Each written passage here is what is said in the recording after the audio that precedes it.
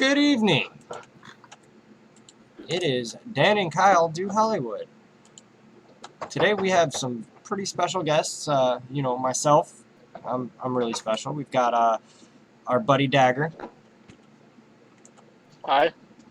And we've got Mr. Fruguy, our interim production manager guy, producer. We had to fire him. I don't live in the hills.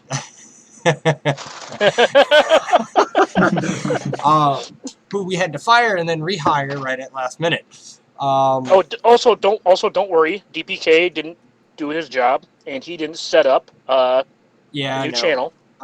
So here we are. I didn't link the Streamlabs to the new YouTube, and I have to wait 24 hours to link the new YouTube to go live. I didn't know that. That's changed. We also have the infamous It's Just Ian. How's it going, guys? Better than you, apparently. So that's good. Yeah. I didn't get sniped in my fleet payout. That's always nice.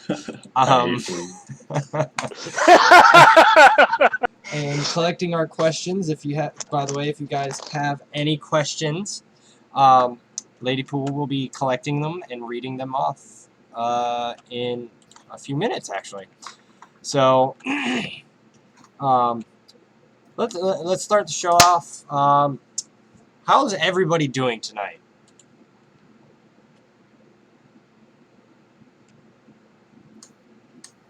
Or don't everybody speak at once?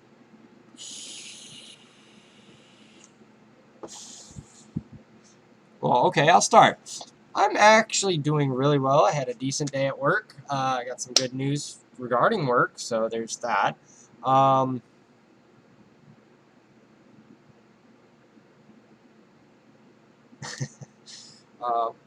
Fruguy, how's your night going? Day going? Weekend? Whatever. How's your last week been?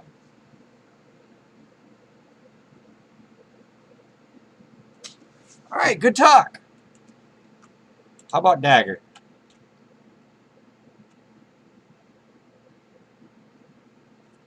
Wait, can anybody? I cannot hear anybody. Is anybody speaking? What is going on? Hold on. It was my end for a second. Yeah, I can hear him. Thought can you guys hear? No, it was me. It was me. I know. Did anybody hear what I said? Yes, we heard you. You just didn't hear us. I said, tell everyone what your good news is. Sorry if I cut anybody off. I didn't know. My bad. Yeah, there was nothing after. I heard nothing after Dagger said, "Tell everybody your good news."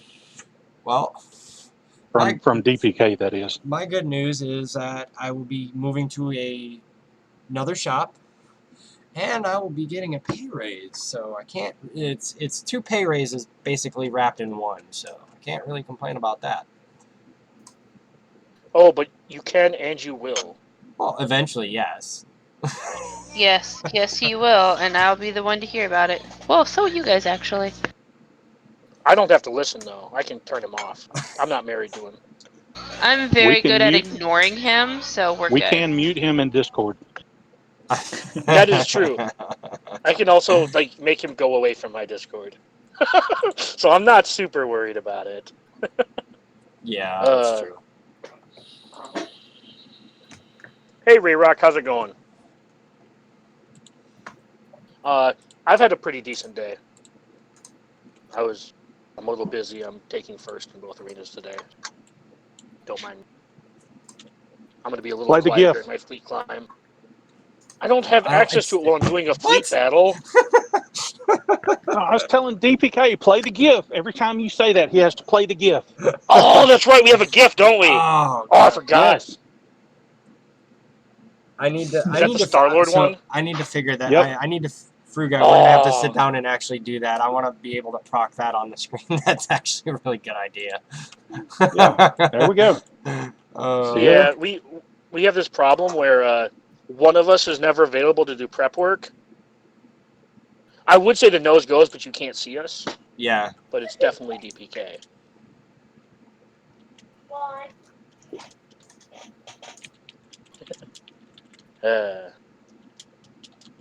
So he got in late today. So Yeah. we decided to start on time and just not prep, because what's prep? I love procrastinating. Right? Absolutely. See, I would thank like you, to- Ian. Thank you, Ian. Fun fact: Relic 5 Millennium Falcon just he didn't one shot. He only had half of his protection and full health on a Gear 12 plus 5 Falcon, and yeah, he killed it. He ate dirt. Yeah, Nice. 130k like on a Woo, basic. good golly. That's disgusting. Oh, I know. It's beautiful. I'm glad I have it. No one else in my shard. No, everybody else is too busy relicking their Sith Empire that's dying out. I bet Ian's happy that Darth Oh, Revan's yeah. starting to cycle out. Dude, I love the GR so much right now. I hate Sith Empire so much. Well, it may be dying out on his shard, but it's alive and strong on mine. Yeah. I've been kind of advocating for don't do anything with relics yet. Wait for the meta, unless you're gonna do one of three factions: Geos, Galactic Republic, and Rebels. Those are the three you should go in on: Han, Chewie, CLS, your Geonosians, or your Padme team, essentially. Yeah. GK, Anakin, and Snip specifically. Obviously, GBA Have would you faced be up. Has anybody faced a Geos team with relics, though? I have not. I have faced a Geo Brood Alpha with a level 7 relic. There are so many GBA mixes with the Maliks in my shard. It's crazy. I fight them all the time. Yeah, it's not too bad though. Yeah, it's. Well, I'm just I guess we'll see the full Geo squad this coming, well, as of tomorrow probably in GA. Yeah, no real notes or news that happened except for we've been. We'll talk about this a little later, but we've been losing a lot of people from the community. Yes, a lot. But the biggest news, I guess, is relics. And my initial thought on them was that they are probably the worst thing to happen to the game since Jedi Revan. I'm gonna The feelings argue. haven't changed, but I've eased up on like the hyperbole that goes along with the power level because of the amount of gear it takes to get them to 6 and 7. Even the whales don't have a ton of them yet. Yeah. I expect that to change over time, but the immediate effect of them has been a lot less than I initially thought because most people are only getting them to 3 or 4. We're still like what, week 1, Yeah. maybe week 2 still. No, this is week 1. Yeah, Relics has literally we're been still- out for 7 days. Okay. Well, yes. So relics have been out for 7 days, and this is only a weekend. But my thoughts on how terrible these are for the game hasn't changed. No. And Ian said this on his video. I want new content, not new gear tiers, not new stars, essentially. Yeah. Yes, sir. That's how I feel. That's how a lot of people feel. Hey, now. Like, New you gave us a content. new progression system. Nowhere to use the progression. Yeah, exactly. But me and you have been That being said, I went we've been screaming that for weeks now. Forever. Give us new content, not reskinned content that is quote unquote difficult. It's not difficult. So Ian actually has been, I don't want to say gung-ho, but he's been pretty positive about relics from the beginning. Do you want to kind of summarize the thoughts from your video? Yeah, I think relics. I think the only problem with relics, there's like two things. I think there's the one with getting the 6 and 7 because free to play can somewhat get all the way up to level 5 in around a week because of all like the little workarounds, with like getting all those gear pieces, and signal data is gonna be a little bit of annoyance. But I think when it comes to like the later parts of the game and like the progression of the game, I think it's gonna be good. I just think the biggest reasons that I don't like it is because it came out too fast with like how the timing was from Gear 13 to now. And honestly, I think what would have been really good timing was maybe around the next TV, but it seems like they're trying to crunch all this money in right now so they can I'm really hopeful of this whole thing. I'm really optimistic. I'm really hoping that they're going to take all this revenue they're getting from the relics and they're going to make something really cool down the line, like a new PvE mode or just something that we can actually play. And that's not TB oriented. That's totally different, like either a new raid or I know me and Jagger were chatting about this last night. Maybe like a new upgraded version of Galactic War that's just like you, and you just keep on going versus some higher end teams, which can kind of feel like a little sandbox mode as well. You just kind of play around in it. So I'm really hopeful for the game, and I don't think relics. I do think that it will be kind of this next year will kind of determine how I feel about it a little bit more. But I think for now I'm not too worried about it. That was precisely my thought too. I will have a much better like idea of where I think I'm going to be in this game going forward after this GAC week is over. Yeah. Whether I go to like a casual guild and take kind of a step back from competitive because it's not possible, right? We'll see how bad the GAs are. Well, something interesting is I know if you use like the bots and what's this bot called that I like to use, the DSR bot, it now includes the relics, like the tiers of relics. So I'm not sure if this is just like a nice tool to see what the opponent has, or maybe this is actually implemented into the matchmaking system, because if it is, then that's totally fine with me, but we'll have to see. Yeah. We'll have to see. So my thoughts on the whole relics is that the people that... So you get quite a decent boost of GP from actually relicking characters. So I think pretty soon that Oh, so we turned that into a verb now? Got it. I mean, why not? I think it'll kind of like shift the matchmaking a little bit. The people that have all the relics are gonna get guys with all the relics. I think it's going to kind of even itself out, because I don't think Gears 13 really separated much as they had initially thought or hoped, whatever that be. So, Well, here's the thing with the relics.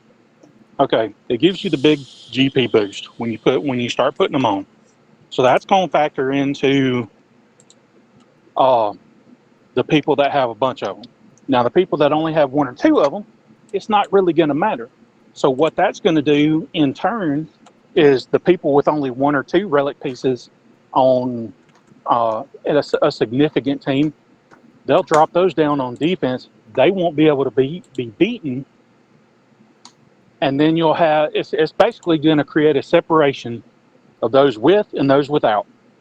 Because I myself am not in a place where I can even put my first Gear 13 team up right now. I've still got too much stuff to work on. Farming those gear pieces, I can't farm those gear pieces because I need to get tunes to Gear 12.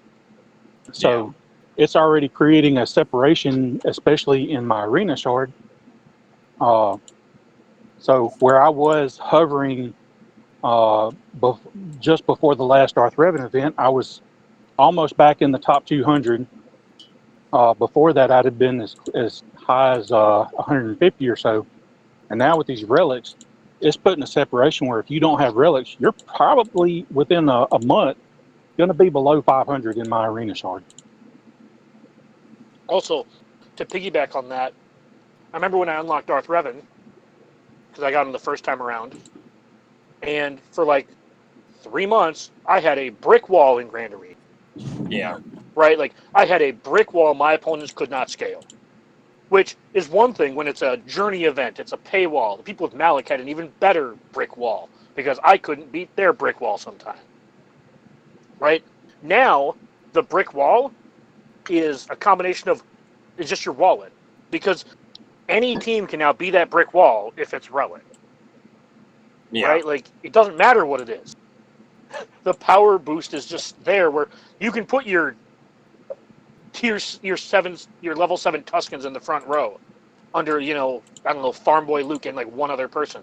And your opponents probably aren't going to get through it if they don't have like relic tunes themselves. Yeah. Just because of the survivability and the damage.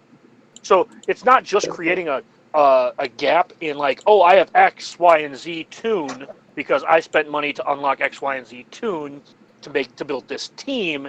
It's now just my pocketbook is deeper, so fuck you. Yeah, pretty much. That's what it boils down to, really. Yeah, to I mean, quote like- Darth Microtransaction, if you spend the money and buy the stuff for relics, congratulations. Now, once again, I'm better at this game. Pretty much. I mean, that definitely checks out. Right? So, Frugai, what have you been working on since you mentioned you've been following an arena? What have you been working on to catch up? Because out of the four of us, essentially, you are the one who is kind of behind. Darth Revan. Yeah. I've geared up Sith Trooper somewhat so I could have him as a pre-taunt on the team.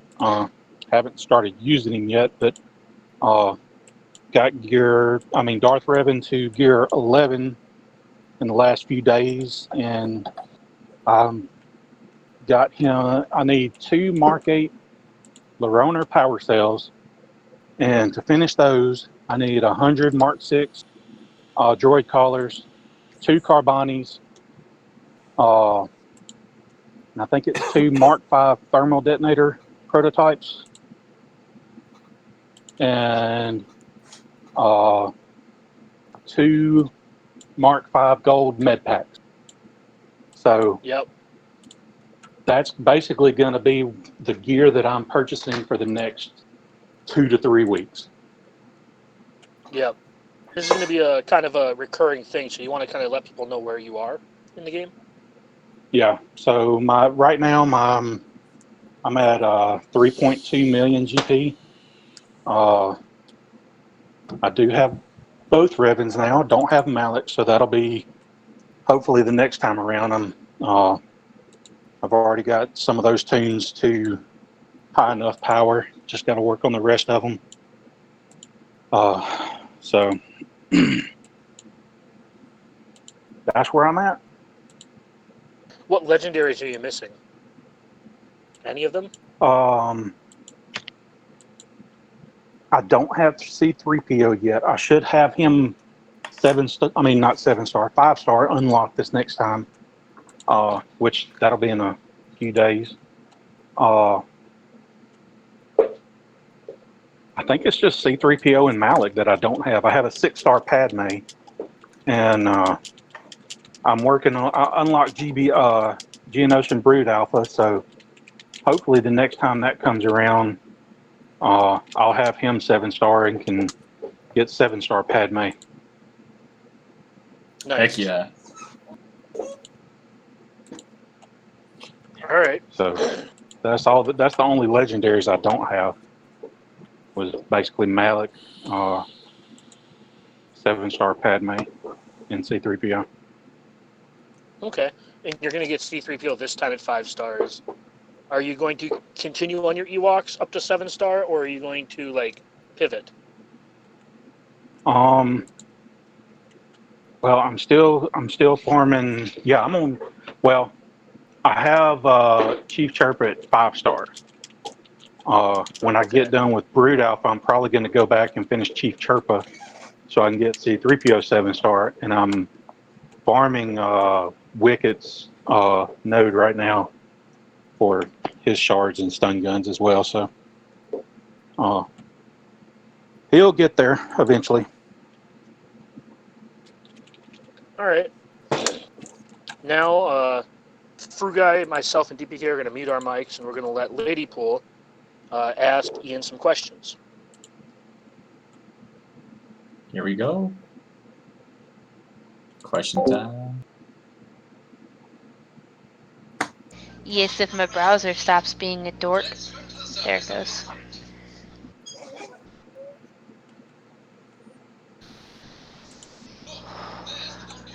So,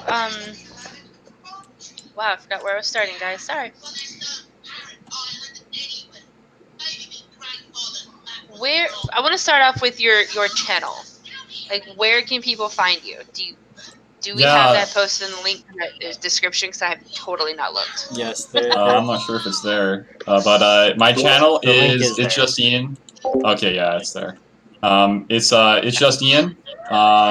Pretty simple. It's, nothing crazy. There's no lowercase L's this time. It used to be that though, with all the I's, but nope. It's just Ian now.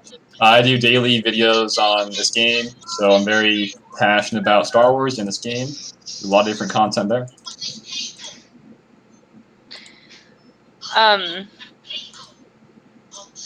Padme. Where do you want to start? Yeah, I'm thinking, where do I want to start with this? What made you initially want to work on Padme? Well, this was.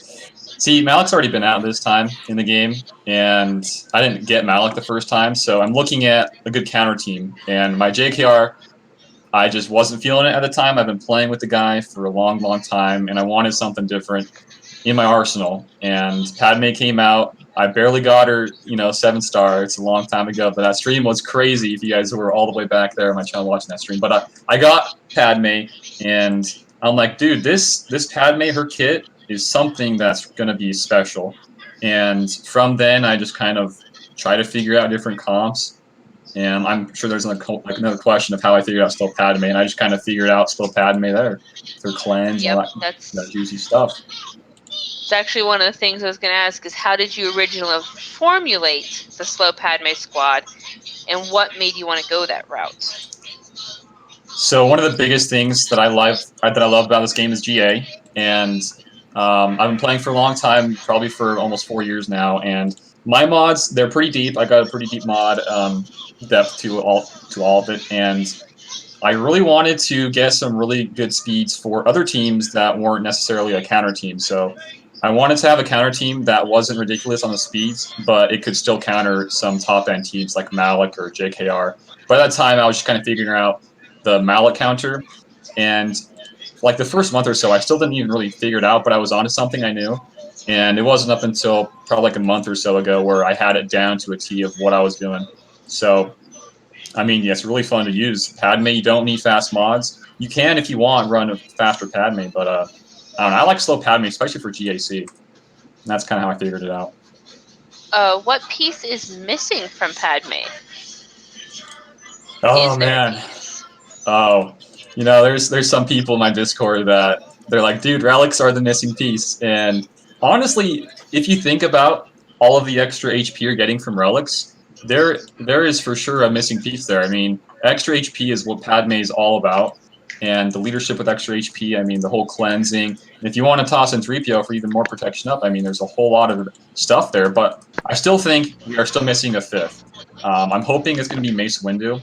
What I think the team is missing is an extra taunt would be pretty nice, and hopefully another cleanse. I know GK has a taunt and a cleanse, but I would really like to see something else, kind of like a Clone Wars Chewbacca, because he does have 2 abilities, 2 specials that don't do damage, and one is a cleanse on himself. It's not like a huge, AoE cleanse or anything, but he's got that. And he's got taunt, which is really, really helpful. And plus, on top of that, he's got a huge HP pool. So I think something kind of like Clone Wars Chewbacca-esque, or maybe an attacker down the line, kind of like another Ahsoka, would be pretty big because if you think about it, the 501st will probably be needing Ahsoka soon. So I'm sure that will probably be seeing somebody else. Yeah. Ahsoka would be great. Yeah. Yeah. What project do you see yourself working on next? Well, I am, I think everybody right now is working on Shaak Ti and the clones. I want to dive deeper into the clones, for sure. I want to try to figure out some other comps, but I really would just like to work with the GR more because they're one of the biggest factions in the game right now, probably outside of, like, Rebels. And there's just so much depth to them. And I think with these new light side TV coming out, we're going to get some more reworks. Like, I think we're going to for sure get Mace, like I mentioned. We'll hopefully get some others like these Plo Koon, like the Clone Wars Jedi. Plo Koon, Eeth Koth, Barriss, hopefully Barriss. I mean, that'd be pretty cool. Just other stuff like that. I would just love to go more in depth with clones, with these Jedi, see what's cooking. Maybe there's because I'm like all about like light side Jedi, clone, stuff like that. I like that part of the game and about Star Wars, but I would like to see a team that kind of catches my eye soon. That's not, a light side team, that I find to be pretty cool. I'd like to do just branching out kind of like that down the line. What do you think about the 501st reworks? Oh, they're awesome. When I first saw those things, their kits and they're all reworks, I was like, man, these things are going to be nuts. These 3 clones, man. You get 5s that can, I mean, there's so much to go into. But yeah, all in all, I think 501st will for sure be the meta, I think, for a little bit. I'm not too sure how long it'll be, but if we're going to get this new legendary soon, I think we'll for sure see 501st being meta for a little bit. I still think Cody needs a rework. Yeah, he does. He's been Yeah. there for so long. What is the Zeta order and Zeta purpose? So on the Padme team, or are you talking about Padme or the clones? Probably Padme, right? I don't know. Nobody specified, so I'm gonna go with both. Okay, The well, question was for the Padme team specifically. yeah, that's what I was thinking. So Padme, Okay. there's really 2 different variations when you're talking about the order for Zetas. The slow Padme team is a little bit different. Really, any Padme team is going to be a little bit different versus Malix in particular, and then outside of Malix, it's going to be a little bit different as well. Padme has two Zetas rather on the unique and on the leadership. Pretty much though, if you want to chat inside of the mallet counter, it's going to be like this. So you will want to for sure have Padme's lead for the Zeta, and then I would say go for GK next, and then straight after you want to go for Anakin. I really find that both Anakin and GKs are extremely important to the team, and without either of those, you're going to really find yourself having a hard time beating any Malix, in my opinion at least. And then after that, if you can, go for Ahsoka. But outside of those 4, that's all you really need to fight Malix. But when you want to go outside of Malix, it's a little bit different. So you want to go straight for Padme's lead again. But instead of going for, Anakin's later down the line, you actually want to go straight for, I would say, Padme's unique, because outside of Malix, you're going to find a lot of teams that are going to be countering you and attacking on a turn on you, like the Geos, kind of like CLS. So having extra protection up gain is going to be huge. And then right after that, I would go for GK, because you need the taunt. Without a taunt, he's going to be, the whole team's going to kind of fall apart a little bit. And then I would probably, slot in Ahsoka right after. I don't find Ahsoka Zeta to be, super important to the team, but she is definitely a good Zeta. I'm not saying it's awful. I just don't find it to be as important as the other Zetas on the list. So there you guys kind of have it for the Zetas. I want to go back to the relics for a second. All right. Mostly because Servos has a question about it. What level relic is actually viable?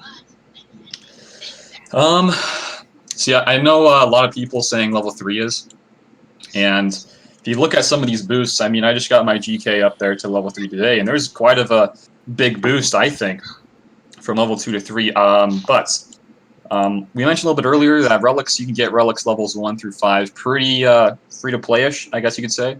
And I think level 5 is probably the way to shoot if you want to talk about being safe and having a strong character with the relic level. But if you want to have something viable, I would honestly say at least levels 2 and up would be viable. Levels 1 is just not going to cut it, I think, when you were talking about relics. I think you're onto something with the level 5, though. Because I played a JKR team with a level 4 relic on it today, on JKR. Yeah. And I almost wiped the floor with him. And my only relic is it's a level 1 relic on Grandmaster Yoda. And still, it was easy to beat that team. I was a little surprised. So I'm thinking level 5 might be where the big gap starts happening, like between the power levels and stuff. Well, it kind of makes sense too, because if you think about all the gear needed and all that signal data, it's gonna, it's got to be worth something, right? So I definitely think that as well. Yeah. Now this one is about getting the relics. Like, did you start spending to get the relics to help you move forward in the game? Not yet. I mean, I like I said, I think you can get a lot of these relics done level 5, free to play, and I think it's like we just had the earlier questions right before this. I think you can still be competitive in this game with level 5 relics. You don't need level 7. And honestly, with how I'm going to kind of go about relics is I want to kind of go free to play. unless there's like just some nasty character down the line. Hopefully we get like this from Skywalker. I might go level 7 on that guy just because he's nuts. I mean, he's gonna be nuts. He's a leadership, right? Hopefully, and I think you can kind of get away level 5, but on some of these relics, you might want to consider going level 7. But yeah, I'm playing all this relic game for the foreseeable future, 100% free to play. I haven't spent anything yet. So far, I got level 6 on Anakin. I got 2 level 3s on GK and a Padme. And everything else I have, what's that, like 4 others I got, Gear 13, all level 1. That's it. All right. Anybody else have any more questions out there in TV land? Well, one thing I kind of wanted to ask you, Ian, is what changed with your mindset? Because I know you were a free-to-play player for about 3 years before you finally put some of your own money into the game. And I know some of that comes from YouTube revenue, etc. Yep. Right? But can you kind of talk about what made you want to spend, except for, like, producing content? Was there anything that, like, what packs have you bought? Did you think they were good value? What was the reason behind you deciding to spend money in this game after being free to play for so long? So yeah, I was well, let's say this. I've been playing this game since December 2015. So this coming movie time for the next movie, it'll be 4 years. So yeah, I'm not sure the exact date when I started spending. I'm guessing it was around 2 or 3 months ago. But when I'm considering buying packs, especially from like some of these, you know, like this new content, I'm not going to buy any of this relics like I mentioned. But there was some other good packs. And like, for example, the GBA guy, the Geonosian Bernalfo, he came out. I found his pack to be very, very worthwhile, and it wasn't that bad of a price. When I'm thinking of, you know, buying packs for like money's sake, I just can't go above $30, honestly, for really anything, for just straight up packs. But yeah, I bought that pack. I bought what are those daily packs, like the $8 ones? I mean, those are great value. But honestly, when it comes for me, at least for buying packs in the store, always the value of the pack, what you're getting in the pack. And honestly, for like these $60, they might have some good stuff in it for the money, but I can't tell myself to get those. It just kind of is out of the price range for me, at least. But yeah, the YouTube definitely helps with some of the money.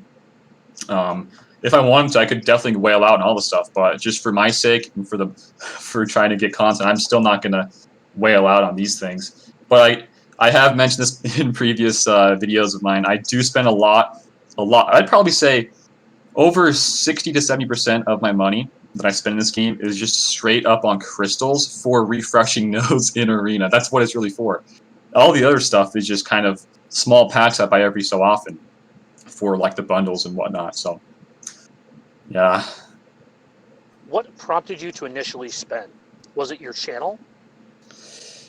You know, I think it was. If I had no YouTube and none of this was really a thing for me, I probably wouldn't spend anything on this game, honestly.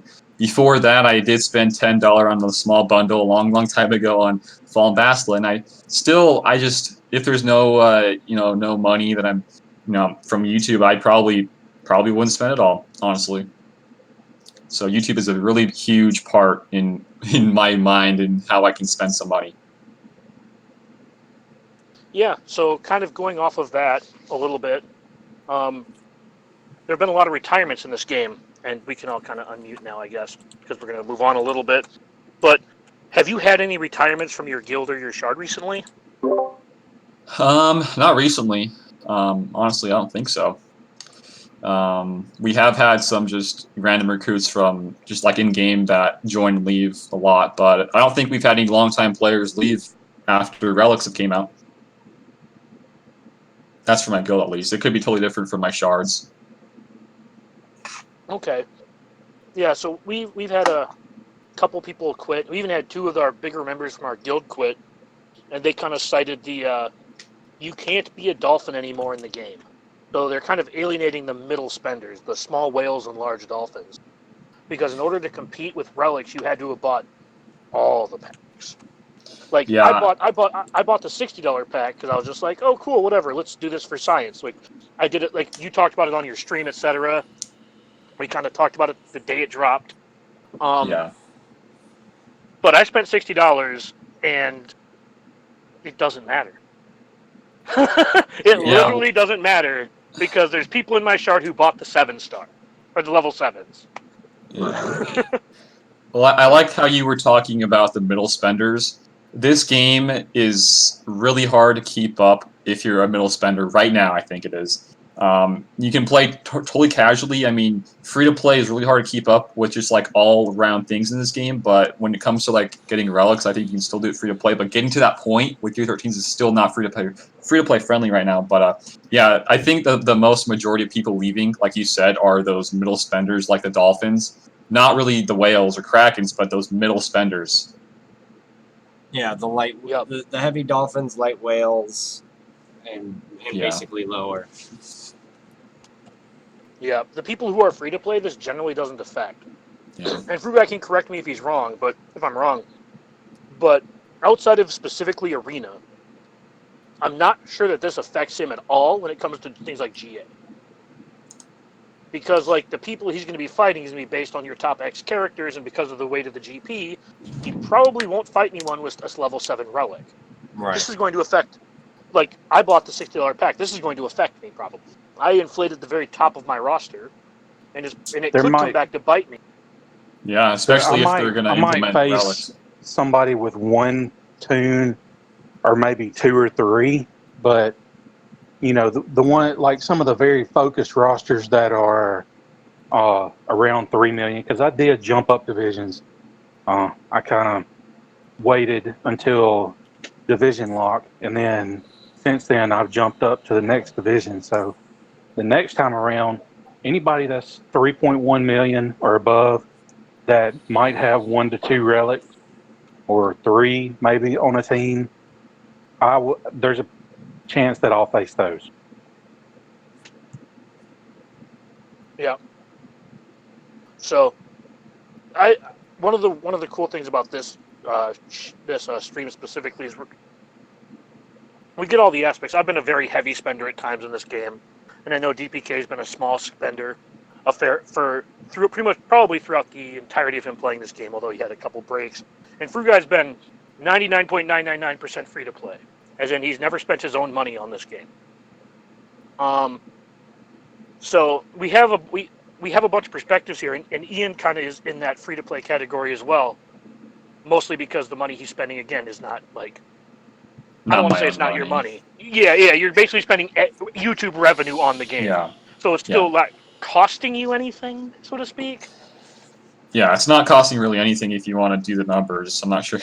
Let's not go into numbers, but yeah, definitely not my own money that I've spent from since I've spent any money. Yeah. Yeah, and the reason we brought this, I wanted to bring this up was we lost Scotty McLaren and Darth Microtransaction from the game. Yeah. Right? We lost a podcast co-host and, you know, I don't want to call him one of the bigger YouTubers necessarily, because he was a pretty big YouTuber, but one of the fastest up-and-coming YouTubers Yeah. from this game. And it wasn't necessarily because of relics. It was because of the spending that was being conditioned from the whales, right? Because I've talked about this before. They're turning free-to-plays into minnows, minnows into dolphins, dolphins into whales, whales into krakens, and milking the kraken. And they're okay losing half the dolphins as long as half those dolphins become whales, and so on down.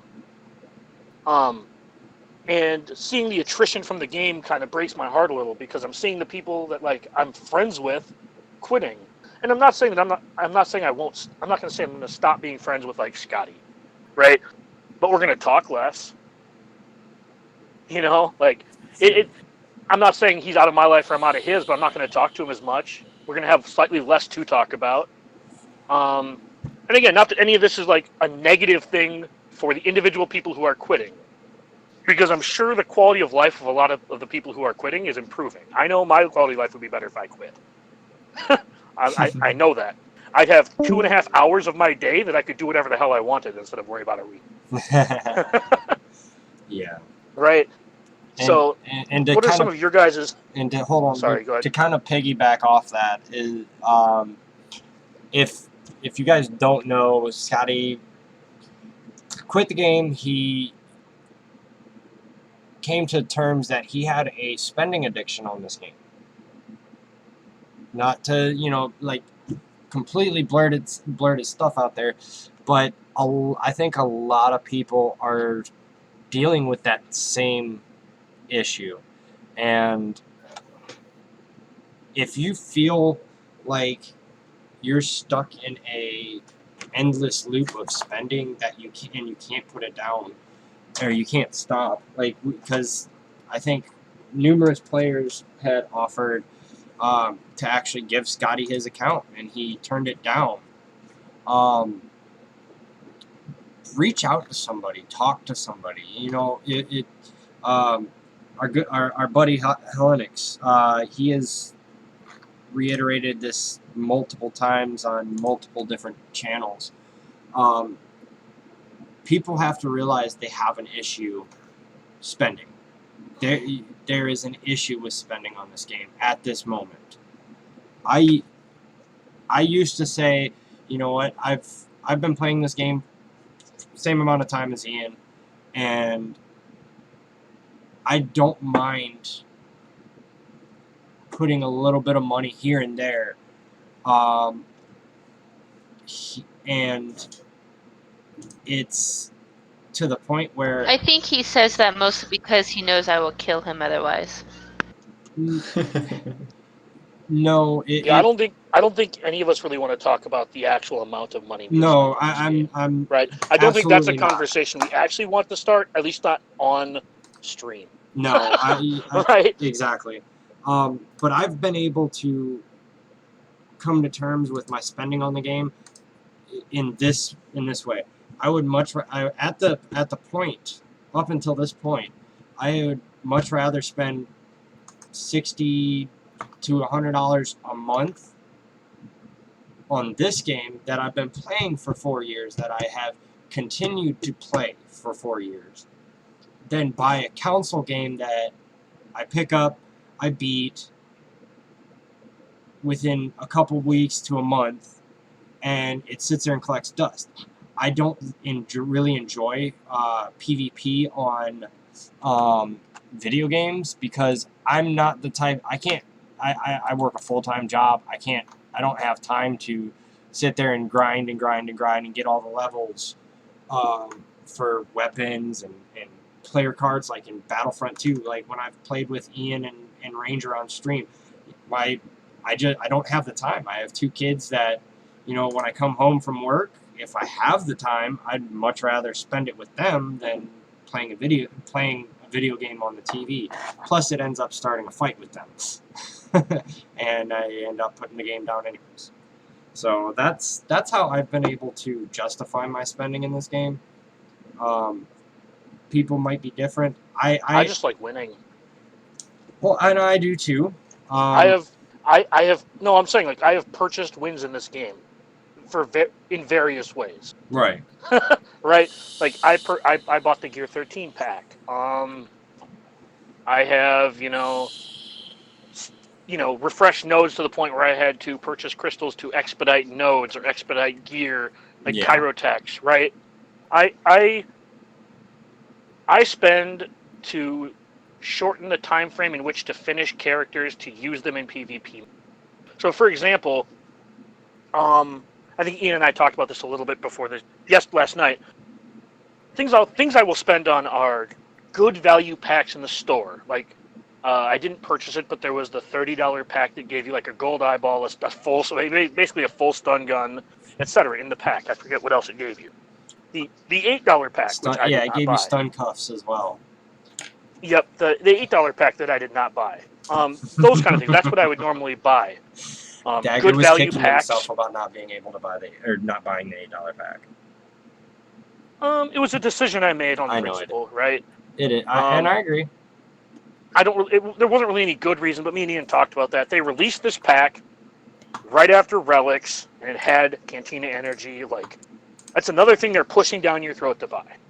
Well, on top of that, it was double drops too. I mean, it was they were timing it for right then. I mean, it's kind of mischievous of them to do that. Yeah. Yeah, it was devious. It was almost downright predatory in a way. Yeah. Releasing that pack during double drops, Relics just dropped. There's only a couple days until GA relock. I mean, this isn't to say where like you can still like hoard up energy, but you gotta know they gotta give us at least a little bit more time to know when double drops is, or else a free to play can't, get that pack because they're free to play, they got to kind of hoard up their energy to use the energy.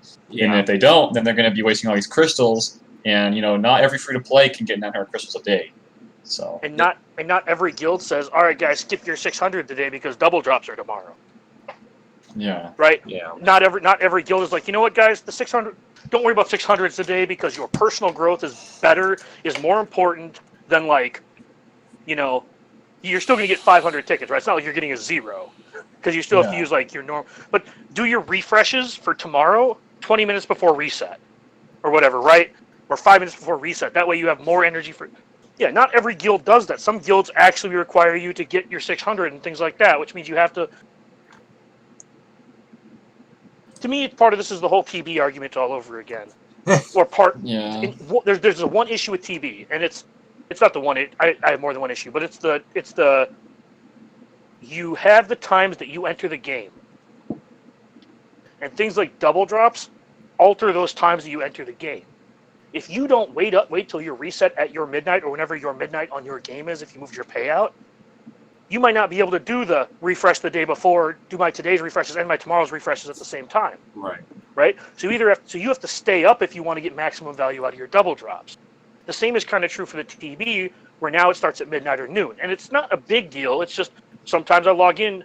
My cadence is to log in 3 times a day, roughly, right? And if CMs are blocked off because platoons aren't done, and then the next time I log in, deployment's not open, I sometimes get yelled at to deploy because I'm not going to log into the game until after the phase ends because of the way my cadence is in game. Yeah, the whole Right, 'cause I 36-hour territory battle phase day. Yeah, so is basically, just- full disclosure, like my refresh is at 1 p.m. and territory battles ends at noon, my time. So I don't log in till 1. I have to log in before noon to deploy, but that's making me log in an additional time.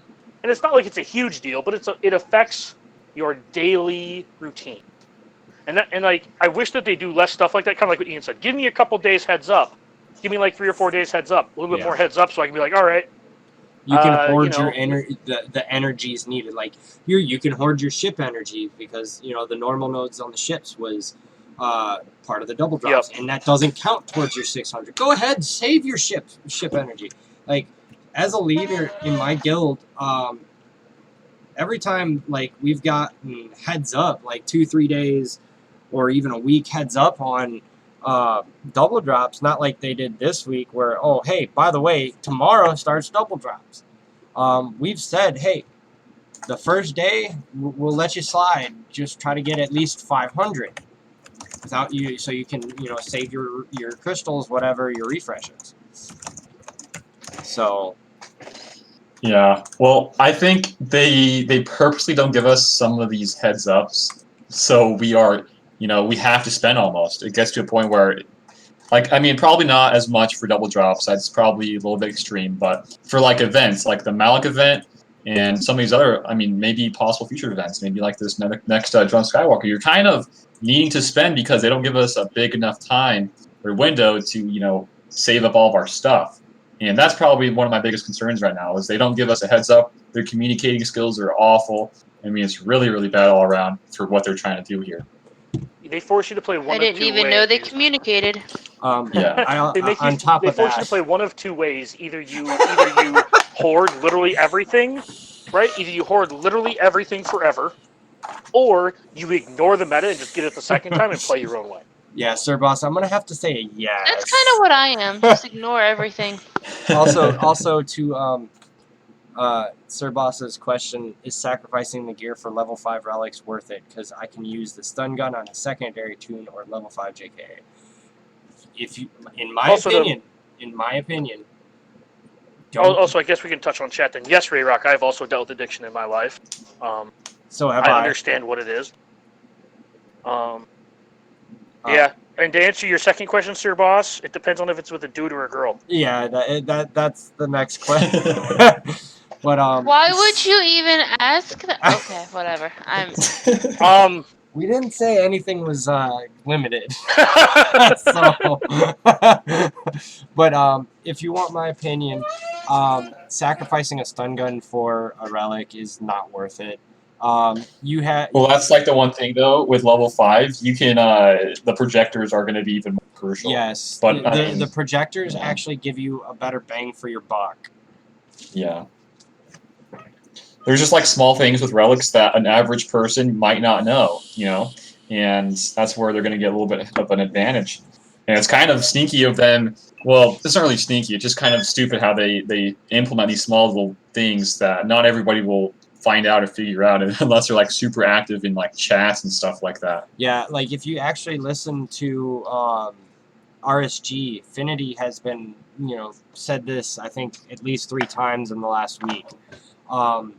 The holo projectors, I think, one of their pieces, the craft it, if you craft their piece, you actually get a better value out of it than just doing the salvage.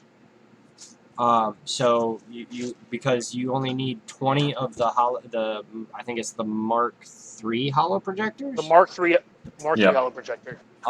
So this is what I love about the community. We work together to make sure everybody has the information. That's what this podcast is for. We want to give you guys information. It's one of those things that, if someone hadn't said, we would just be blindly using this. And getting the information out there is part of the battle. If you have a lot of Mark III holo projectors saved up, craft the piece, use the 20, craft the piece, and then salvage it through the scavenger, or scavenge it through the whatever the hell you do through the scavenger. Because it ends up being worth it. It's kind of sad though with the game right now, and especially like YouTube kind of stuff. Like, it's probably not extreme as other stuff that's been happening with like the cheating and stuff, like what Darth Micro did and what Bulldog and all those guys did. But I was afraid to put out a video because I'm probably not the first one. I was one of the first people that even mentioned the projectors. I was kind of afraid to even mention that, or else the video could be taken down. I mean, what if CG like, oh, well, we didn't plan for that, video down, like stuff like that. Kind of just afraid of, and it's kind of sad to see, honestly, with how CG implements stuff. They just are, I don't know, man. They are just something else. Yeah, and that's legitimately it. So, and the next thing is still relic related because this is a thing that happened this week. Sorry, guys. Oh wait, hold on. Before we go do this, it is Territory War week, guys. Did you guys know that? It is Territory War week. I will say yay on that because I like Territory Wars. Wish I did.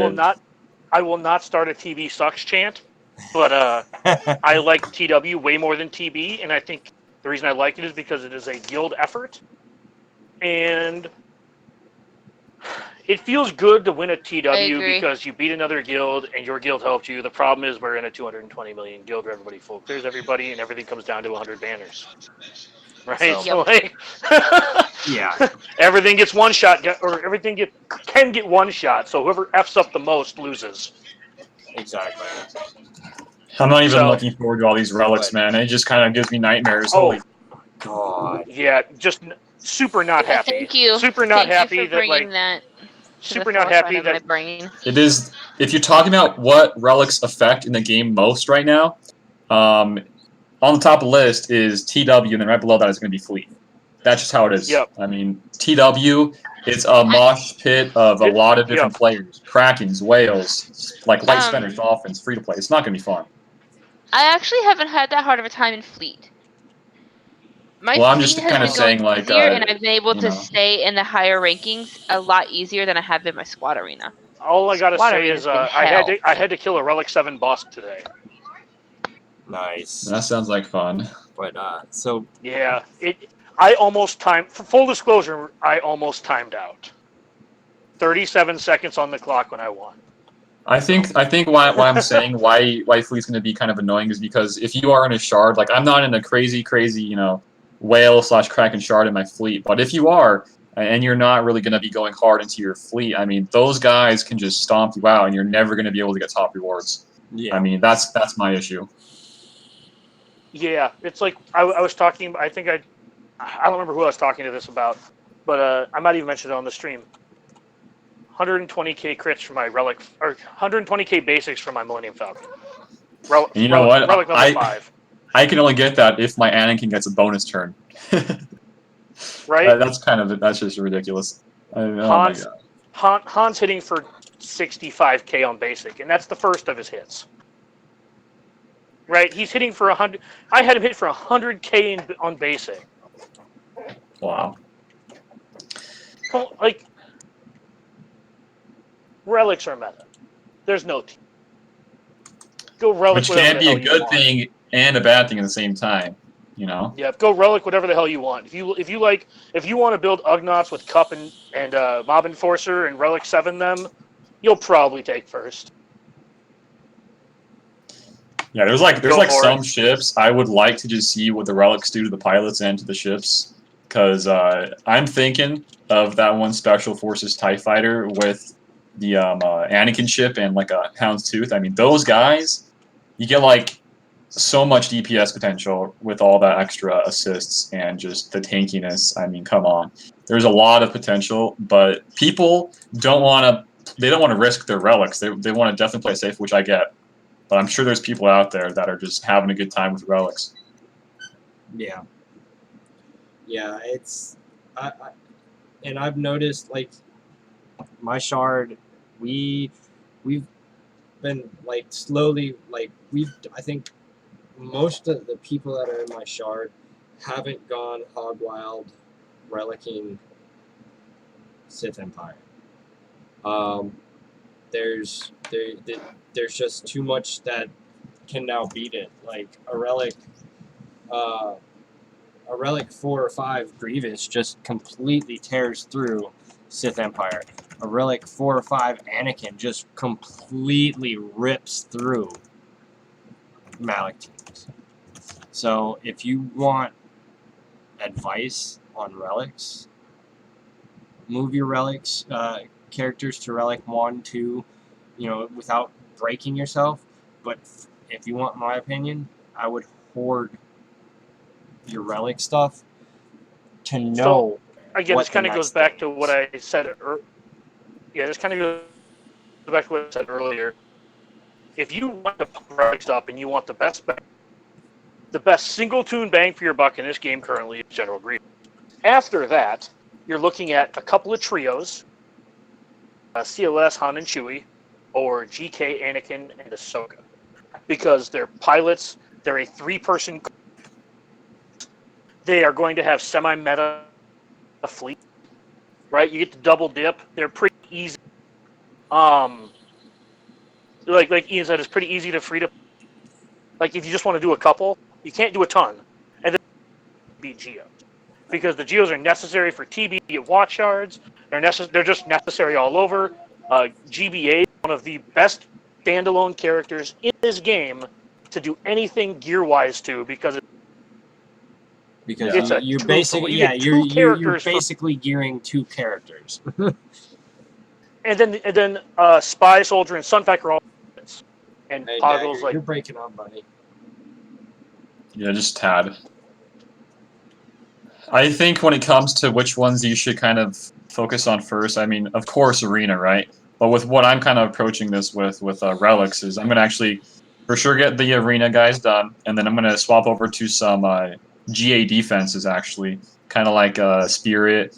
I would like to work on Dooku. I know Tanner's in chat. He's got what is it, Tanner? Like a Relic 4 Dooku, and he's popping off with that damage, man. It's really crazy, and that's something to look into. It. Yeah. Yeah, I know. So there's just like some balls out there. Arnold just released a video about Dooku beating Malak. I didn't watch it because I'm doing this. Yeah, but I'll watch it later. Yeah, I might watch it later. But Who posted it? Arnold.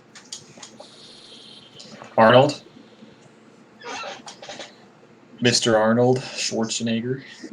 Get to the chopper. Tell me how it goes. But I don't know. That's going to be interesting. Relics to see. are. I mean, the problem with relicking Dooku is first you have to. Get him to gear Yeah, 13. well, I'm not saying to like you got to do these ones. I'm just like I'm throwing out there like these guys, especially Dooku. He got one of the biggest increases when it comes to, like his damage and stuff, and with He's like how always his hit, kit like, works wet and stuff like noodle. that. Yeah, I mean, you always had some really good control on his kit. Now you get the damage and the HP. I mean, That's it's something to look into, especially with some other guys like Talzin's AoE with that special damage. Holy cow! You will probably be able to one-shot some weaker tunes. Well, Tanner, if I'm not mistaken, because like I said, I didn't watch it, but I read the description, and he said it's with and without watch, if I'm not mistaken. Yeah, so basically my thought on that, though, is I'm not saying Dooku didn't get a good...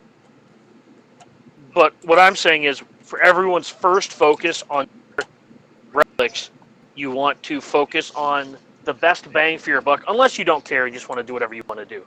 The Sith Empire be your first, like, relic 6 or 7, right? Yeah. I mean, Bosk is a good one because he has the Houndstooth, and that ship's just never going to not be meta, right? Yeah. Like, I feel like that's just how... That ship is just going to always be somewhere. Whether it's a starter or a reinforcement, the ship is just too good and looks too ugly, right? It's just going to be everywhere. Yeah. So, but in honestly- retrospect, I took my boss to Relic 3, and his health is 99,653. His protection is 84,484. So you're looking at almost 200k total survivability at Relic level 3. That's nasty. That yes, it is. Well, I was going to say, mine has 114k of survivability at Relic level 1. That's around mine too. And Yeah. if Dooku gets a ship, guys, that would make him one of the relics you got to Please do don't. first. Please don't. I don't want to gear my Dooku. Dude. I don't want to Gear Zeta t- him Ge- either. Gear 12 Zeta. That is Zeta Dooku, though, man. Gear 12 Zeta. Dooku actually solos the Asajj Dooku mission in Phase 2 of. That's cool. That still means I have to. That still means I have to. Means I have His to gear gear, his gear is probably just as bad as Ahsoka's, or even worse, because from going to rather gear 11 to 12, you need 3 eyeballs, and there is I know, no chance I'm gonna get that soon. That's what I said. I looked at his gear when I was figuring out who to gear. It was either Newt or Dooku. And, yeah, it's Newt. Newt's Right? actually a pretty easy gear. That's why it's Newt. Yeah. Right? Because I just need characters for teams at this point, because I'm still in that crunch where I barely have enough teams. Right. But, yeah. Well, just throw it out there. I saw Clash. He has a level 7 relic Dooku, and he was running him in the last TB. He was hitting his shock, his lightning special, 100 plus K. He wasn't even modded correctly. He was running speed and potency. That's another cool thing though with the relics. I mean, some of these relics you can kind of change up the modding on some of these because you don't need to worry about HP or really protection because you get a huge bump in that. You can kind of focus on more damage if you want, maybe some more armor. I mean, GK is a great example. His relic gives a lot more armor and HP. He is something to look into if you want to build a Padme team. He's kind of one I want to at least get to level 5. I look way smarter for putting all those protection mods on him now. There you go. I mean, because I put the protection mods on him back when Jedi Knight Revan was a thing, right? Because you regain protection when you attack out of turn. Yeah. So I put all protection primaries on him, 4 of them, and now that his relic gives him health, and he's stupid. I think I DM'd you a picture of him, and he's just kind of dumb. Yeah. Like, his survivability is silly. His armor's through the roof. He's not 5s, though. He's not 5s. Oh, he's Oh, definitely no 5s. But have you seen Blade Bob? Yeah, I think he got level 7. His GK is ridiculous. Like almost, I'd say 60 to 70. I'm pretty sure it's 70% armor with all that HP. Like almost 100k HP with that armor. That's not fun, especially with how Padme works. That's disgusting. Yeah, DSP just says CC mods are worthless now. I totally agree with that. Yeah. Totally agree. They Well, okay. I agree for every physical damage dealer. Right? Special damage dealers, it's still worth having a handful of good crit chance sets. Oh yeah, I take that And back. you- Okay, I take it back. And you still want a few good crit chance sets for tunes that are not Gear 12 or 13. Yeah. Right? So they're not completely useless, but they're now like arena team use. Sort of. You know what I mean? I'm still gonna leave a crit chance set on my Wicket, because he's not getting to Gear 12. Right? He's not. You know what I mean? Like, Yeah, there's a yeah. handful of tunes that are still going to need crit chance. Karth, for example, so he gains all his turn meter. Thousands still- one as well. Yeah. Yeah. There are still characters that will need crit chance, but the value of crit chance just went through the floor.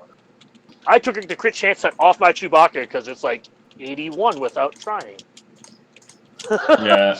You know what's kind of sad though for me? I was for trying to get some really good mods on Anakin kind of early on. I didn't know like that now. I kind of have a better understanding of what to mod these guys on. But when Padme and Anakin got their like, they were just like the dynamic duo, right? I was farming crit chance mods, and I don't really have a huge use for them outside of some of these teams that you just mentioned, like the Karth team, maybe HK. I mean, but my HK is kind of crappy. I mean, just CC for me, I kind of went too much into, and I'm not really happy about that right now. Yep. I definitely have, I wouldn't say buyer's remorse. Or not, I shouldn't even say buyer's remorse, right? But there's definitely a little remorse from the amount of time. I think I farmed crit chance mods for like almost a week straight at one point. Just trying to Yeah. get enough decent ones. And like, now that week is, or at least top end tunes, like, and then like, I regret 6Eing like a bunch of my crit chance mods. Because now they're basically just going to go to Towson. Oh yeah.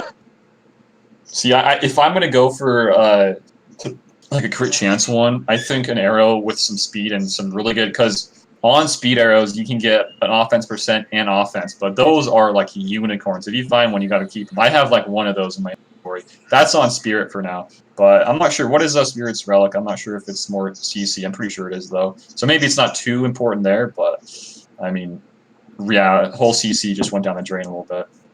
Yeah. Yep. And that's fine. I like that mods are changing. You know what I mean? I like that mods are slowly shifting. Like now, percents far outweigh flat stats when you get to the top end. Oh yeah. And health mods are so much better than they ever were. Yeah. Right? I'm not as upset to get health mods from challenges now, because like we've said before, now you're looking at potency, tenacity, health as your small sets. Pretty much everything else is useless as a small set. Defense is kind of useless now that the tanks are all getting armor upgrades. Well, if you think about it, it just got a little bit more easy when it comes to modding with some like relics. I mean, some of these guys, their relics and their mastery are like, for Ahsoka and Anakin, they're totally different. Anakin is more offense based with some armor penetration. Ahsoka's is CD, CC, and damage. So for those two, you got to go for a full CD onto Ahsoka. For Anakin, you want to go for more offense, in my opinion, because now you got to just play around with what the mastery is almost. Yeah. I enjoy the layer for modding, because again, when I remod my roster, whenever the next meta comes out and I have to trickle mods all over whatever, most of us have done this before, and we're all going to do it again. But it's going to be really interesting where a lot of my mod sets end up. And do I mod tunes more for speed because their masteries just do all the work for me? For example, like CLS is a perfect example. His mastery is because he needed this, right? Everybody, he needed damage, crit chance, and crit damage. He needed all those stats, right? Now I don't have to worry about offense as much because he's going to one-shot everything already anyway. So now I can focus more on like speed. Sure, I can put some offense on him. Still leave the offense cross, crit damage triangle, right? I'm not saying I'm going to take those off him. It's just you can now focus on different secondaries that also maybe give him a little bit more survivability. Well, maybe not too much more, then they'll lose guard. But it changes the way you mod your characters for sure. And like, I enjoy the puzzle. I don't claim to be the best at the puzzle. I'm not. My name isn't Macias, but I do enjoy the puzzle when it comes to modding your team. Yeah. Yep. Totally agree, man. Totally agree. So, any other questions from the chat that we missed? Let me check. Well, Mark had some, but I'm pretty sure Mark- Kyle just kind of answered some. Yeah, Mark asked what Okay. CC mods. I told him the relics. Well, Mark, you want to look at their masteries. So if their mastery gives them crit chance, like Chewbacca, his relic gives him crit chance, which means you can just take the crit chance set off him. Yeah. Grievous gets crit chance, which means you don't have to have the crit chance on him. You can now mod more for health and crit damage, Yeah. with a crit damage triangle. It just kind of... No. Well, maybe. Oh, I It- didn't it's- even see this. Actually, on Anakin, he gets more physical crit chance as well. He gets 15% at level 6. So Oh wow. maybe I'm not sure if that's just for Anakin because that's his his growth for think that the- one I- agility.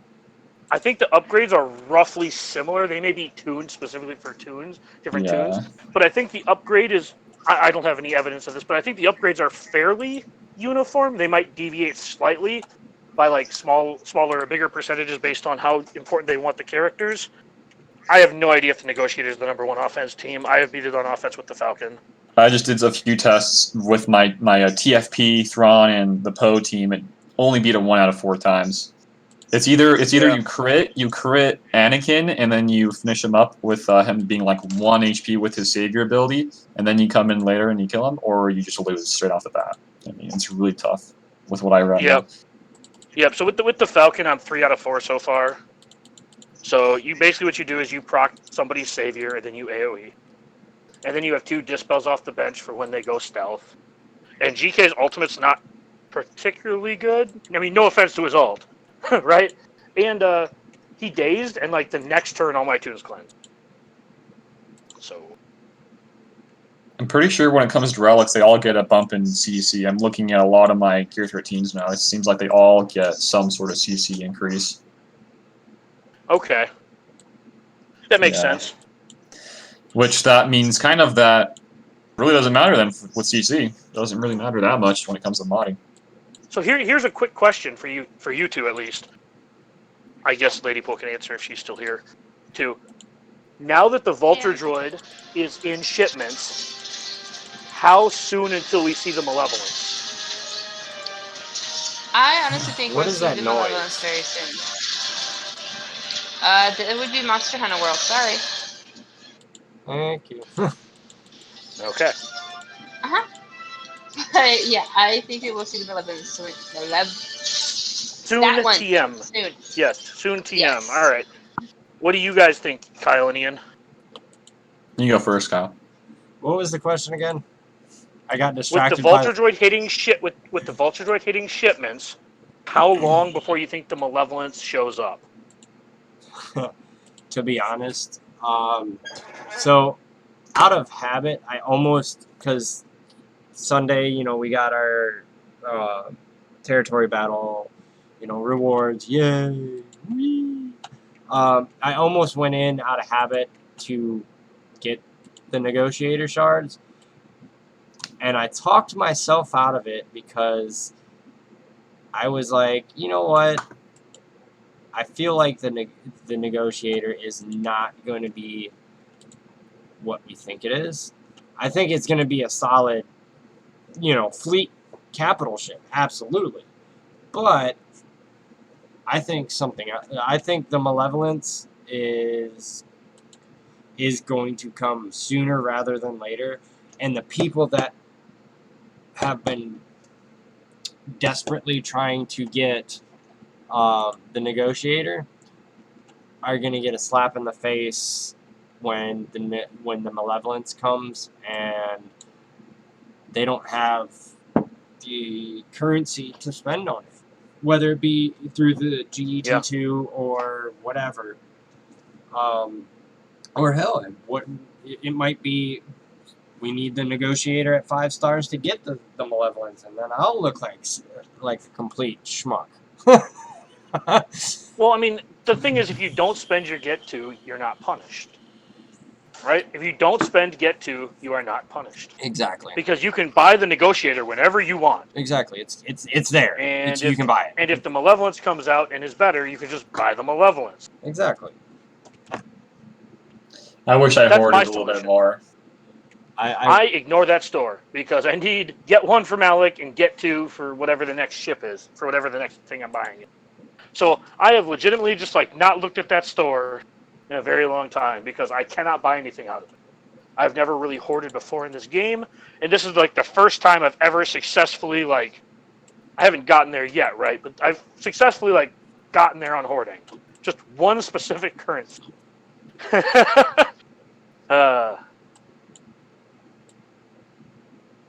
So Well, my take Yeah. on the whole malevolence is I think if you want to kind of take it as this whole Shock T now being free to play, she's been here for like almost a month, I think, or I'm not sure. But I think whenever we're going to get this next event, that's going to be roughly the same amount of time we'll get the next malevolence. And I think it's going to make total sense because if you think about having Mallet coming out for the second time, it's kind of screwing over those people getting him for the second time because they're going to put all those resources into him, and then we are going to probably get this next meta soon. And I think they're going to do the same thing here with the Negotiator. I think they're going to do having him be accessible for the people that have all the currency for him, and then a little bit later, like let's say a month or so down the line, boom, Malevolence comes into the game with Vulture Droid being free to play friendly and potentially a new ship that can kind of top off the whole faction with like the Seps and the Geos. I mean, what is there, like 4 ships besides that potential Malevolence? I think we'll be for sure seeing some new Separatists. Well, if not, you'll see the Houndstooth in the IG2K. Yeah, some droids, yeah, true. IG2K works very well with Vulture Droid, especially if there's multiple. Yeah. So we'll probably see IG2K and Houndstooth. So that right there is a 6-team fleet. Yeah. Right? And you got to keep in mind the 5-star on the Capitals, you only get like 3 reinforcements, I think, for the 5-star version. Yep. So if you have a 5-star capital ship, that's your team. Yeah. Right? Who knows I don't know who the starters are versus the bench players, right?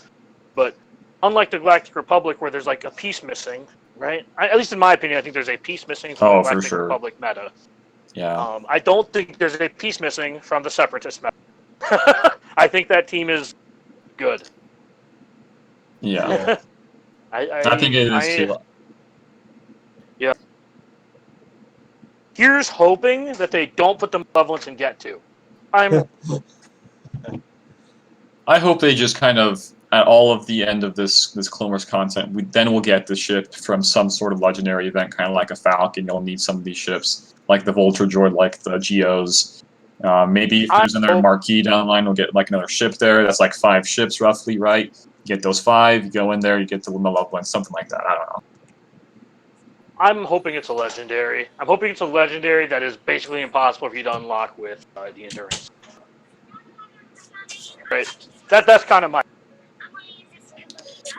Dude, I really hope Mace gets his rework soon. Oh my gosh. I got 2 Gear 13s just waiting to be done. Same pieces. 5s and Mace. I'm really hoping. So one of the things we like to do here is we like to talk about stuff other than Swuggo. So what other stuff are you doing with your free time? Outside of YouTube and this game, which takes up a large part of my day, I do like to exercise / work out. That takes like an hour or so, like right before my videos. Don't watch too much TV, but I do like to play other games outside of this game. And honestly, I would like to do some more content. I saw a question down there where you guys made if I want to branch out to other stuff. I would love to do that. I just don't know when would be a good time because right now, Relics came out. We're having a lot of other content coming soon. So I'm not sure if now's a good time to branch out. But I do, me and Tanner, he's in the chat, we love Overwatch. We play a lot of different Xbox games, and that's one of my favorite things to do. And hey, if YouTube doesn't work out, I'll get a real job soon. So, I'll have my time, I'll be busy. Yeah. What about you, DBK? What have you been up to? Well, I've been working on my Kree minions and my defenders in Marvel Strike Force. Yeah, there you go. Yeah, I've been playing a lot more on Marvel Strike Force too because of the Swugga Doldrums. Like last night, after getting news that my guild lead would be retiring soon, TM, and that one member was retiring yesterday, then decided to leave right before 20 minutes before guild reset, so he missed his 600 tickets. Just want to flip the bird to him right now. Yeah, that kind of ticked me off. And then so that kind of threw me off yesterday, and I almost forgot about Marvel Strike Force. And I took the extra 10 minutes to get my 600 in Marvel Strike Force. But I've been slowly getting back into Marvel Strike Force because, to be honest, at least I like the graphics on that game, and I know Yeah, what to expect out of Fox Next. We know It's also their an packs 8 don't. gigabyte game on mobile. Yeah. We just Holy cow. yeah. That's why it looks so nice. It is like 8 point something gigs on mobile. Yeah, It is it doesn't kind of ta- silly. it doesn't take. I think Swugga is now at like 86 gigabytes. No. Joking, Swugger's joking. like yeah. The It's the a lot, graphics on but that are just like super on point. They are. It's a beautiful game. And you know what? Like I was saying, we know I've been playing. So that's the second game I've been playing since launch, and I'm starting to get back into it. I've been playing it on and off for a year and a half, but Yeah, I'm also a launch player on Marvel Strike Force. it's easy to. I have a be brother who free plays it about as competitively as I play Swugga, so Oh, nice. I've kind of continued to dabble in it. But So- it's easy to be free to play in there because you know that Fox Next literally only wants your money. So it's easy to say, you know what, not today. Yeah. CG, we were So over the last, up until just recently, it's the paywalls haven't been too insane, and I might get lynched for saying that. But at least with Fox Next, we know, hey, it's going to cost a lot. So you can just play the game at your speed. we know. Yeah, we normally talk about the NFL a lot here too, but because I know Ian's a basketball fan, we can kind of touch on that. The NBA season, the NBA season is going to be starting here in about a month. Heck yeah, dude. Who's your team, So how do you Ian? feel about the Jazz? They've been retooling their roster to build around Donovan Mitchell. Yeah, I think the Jazz, with what they've been doing with their getting these new guys, I mean, it's something that some of these other teams, they got to watch out for. The Jazz, I think a lot of the people are underestimating them for the most part. I mean, You have a pretty Donovan's- lethal rotation 1 through 3, oh right? yeah. But you now have like 2 point guards, a couple of you guys went out and got like Moutier, Bogdanovich. I think you even traded for Connolly. Yeah. Yeah, There's a lot of variations that we can kind of swap in and out. It's going to be pretty fun to see. Yeah, you even acquired Jeff Green to be a big who's super athletic. Yeah, So- that was a good pickup. Yeah, I'm kind of excited for Utah because it looks like they're trying to compete with Houston and Golden State this year. Who knows how well Dude, both of those teams will compete? Dude, I love the Warriors and the Rockets, but I just feel like they're just too good, They're just too good. Kind of like the Yeah. Patriots. They're just too good. Oh man, yeah. So I'm one of those. I've said this before. I'm a person where one of the things I like to say is game recognizes game, right? If you're great, I'm gonna be a fan of yours. I may not like you as a person. I may not love your play style, but why would I hate LeBron James and not want to watch him? Yeah. Right? What I want to watch the Patriots because they've been doing this for 20 years. Well, Yeah. 18, I think, right? But this is kind of ridiculous. This is the Warriors are another one of those teams where everyone said forever you couldn't win a championship as a jump shooting team, and they're just like, hold my beer, right? Pretty Yeah. much, yep. So I love watching these teams play. I'm more of a basketball fan than I am of a specific team. It's not like football or baseball where I'm more of a fan of specific teams. But I love watching the great players in basketball because it's such a absolutely. small number of players playing. There's 15 players per team in 12 drafts. So you really get to see the best players, unlike hockey where they play 20% of the game or whatever because they have shifts. In football, you only get to see them on one side of the ball. And if they're a receiver, they might not even get the ball thrown to them that many times. Right? So I love how basketball is very star-centric. So when you turn on a game to watch LeBron James play, if he's healthy, you're going to watch LeBron James play. Exactly. You're going to go to watch Donovan Mitchell play. You know, I really love that aspect of the NBA, where it's like I will always get what I pay for. Well, I shouldn't say that, right? Because there are some times that teams lay eggs. But generally, when you go to a game to see James Harden play, you get to see James Harden play. Yeah. Oh yeah. And I think that's awesome. Even if he does travel on every shot. Have you seen that step back? That's 3 steps. Yes, I I can count know. to 3. I have seen it. It is a little bit ridiculous. You know, I respect the crap out of that guy though. Like his offense is ridiculous, dude. Oh my gosh.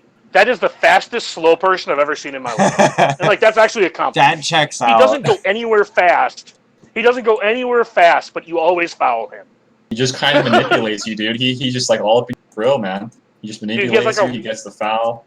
He has like a rocker step, and he has a hesitate where he just like he just lulls you to sleep, and then you just grab him. Yeah, I mean there are times where he's a little bit too overboard, but I mean I bet I'm not sure like what the stats are on like his points, but I'm pretty sure a large amount of his points are just from free throws. Like it's got to be. Yeah, and he's not even like that efficient of a shooter, if I recall. Like, I mean, he's gotten a little better as his career's gone on, but he's still a volume shooter. He's very much a Kobe style. Like, I'm not comparing his play style to Kobe, but like Kobe never shot the ball particularly at a particularly high percentage. He just took a lot of shots, and he missed a lot of bad shots that were good shots for him because he could make them. And Harden is a lot of that. If Harden only took good shots, he'd shoot a good percentage.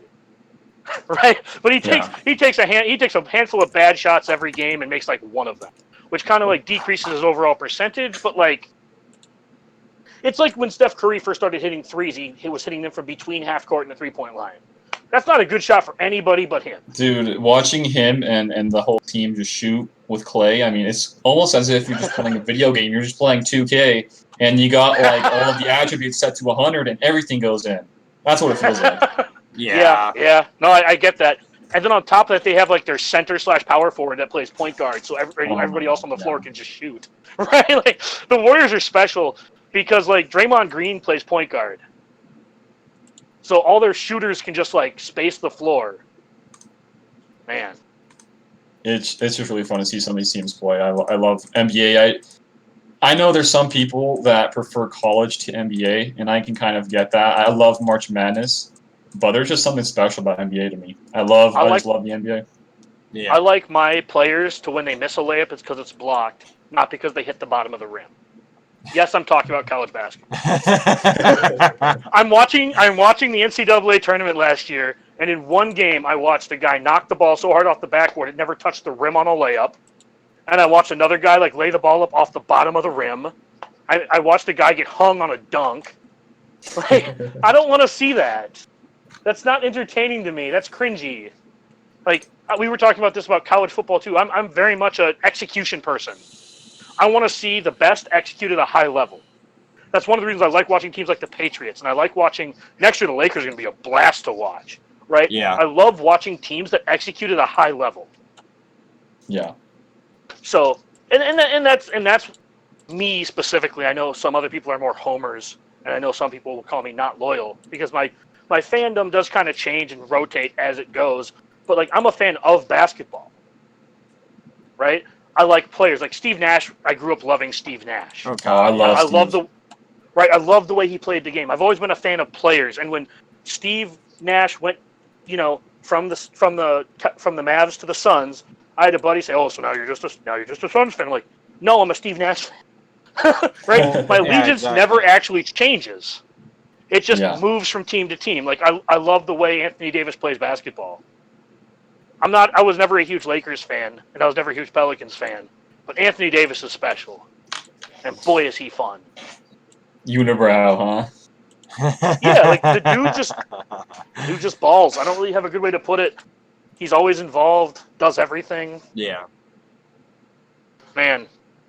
Going back on Harden, dude, you know that the Thunder had all three. They had Westbrook, KD, and Harden at one point in time. And if they only didn't win Westbrook anything. had if only Westbrook has not said him or me. Yeah. I mean, they did almost win. They just ran into the buzzsaw that was, Dwayne Wade, Chris Bosh, and LeBron James. Yeah. Right? And then Ron Artest broke James Harden's face. I don't know if you remember that. Meta World Peace. Oh yeah. Sorry, Meta World Peace broke James Harden's face. Every time I get mad at James Harden for traveling, I just remember that, Ron Artest broke him. Yep. Okay. At one point in his life, he paid for this. Yeah. Yeah. That checks out. No, in all seriousness, though, sometimes it's frustrating to watch a player. It's frustrating to watch certain players play because it's because they're great, right? It's the whole how do you phrase this? Growing up in Minnesota and growing up around Vikings fans, being from Wisconsin, right? We hated Brett Favre. I say the collective we as Minnesota fans. I'm a homer a little bit. I root for all the home teams here in Minnesota, but I don't think I'm a fan of an actual fan of any one of the teams here in Minnesota, except for maybe the Twins. The Twins are awesome, but it's so tough because every time for Vikings fans, you look around, and you're like, everyone else has a great quarterback. Why does ours suck? It's I don't know. Stop picking bad ones. The Ravens won with Joe Flacco. I mean, the He's not Bears did this. We're having the same thing. I mean, Trubisky, I don't even know if Trubisky's a good quarterback. I think it's the coach and the defense. That's probably Trubisky has yet to true. show me. He has yet to show me that he's traditionally good. I know Cousins was 0-6 last year against teams with a winning record, threw a pick six to lose in the game against the Bears, and then absolutely shit himself on Sunday and should be fired. Yeah. But that's $80 million the Vikings wasted, and it's just man. I love watching football, and that's kind of the correlation I make to James Harden. It's hard watching James Harden play the same way it was hard watching Brett Favre play growing up, when everybody in your house was the Packers suck, go Vikings, and you're just well, he's beating the brakes off you again, right? Yeah. That's how James Harden feels. It's you want to root for the other team, but he just systematically, because he's so consistent at drawing fouls. Well, and to kind of my only- piggyback on that, I feel the same way. When Jordan was playing, Yep. Jordan locked the entire league out of winning. I imagine the entire league was just pissed off. I mean, Shaq switched conferences so he didn't have to play against Michael. Yeah. Rip Penny Hardaway. Rip Penny Hardaway. That dude was also awesome. Dude, yeah. There were teams that John Stockton and Karl Malone never won a ring because Michael Jordan existed. Yeah. You know what? I'm totally fine with that, man. I think Michael Jordan is awesome. Everybody does. Oh, And absolutely. The love Yep. for I those grew two, John Stockton. I grew up about 45 I don't even care minutes if from they couldn't get the Chicago, rings. so yeah. No, I get that, and that's kind of how I feel about. And to make a segue, that's kind of how I feel about New England. I know that there are haters, yada yada yada, and we can debate whether or not they cheated or not. Even though the Wells report said they didn't, and sixth graders proved with science experiments that was bullshit. And everyone else was videotaping everybody else's practice, but the Jets got butthurt. Right? We can argue the cheating here, there, everywhere, but at the end of the day, in 20 years, Tom Brady's still gonna be the greatest of all time, and Belichick's still gonna be the greatest coach of all time. Yeah.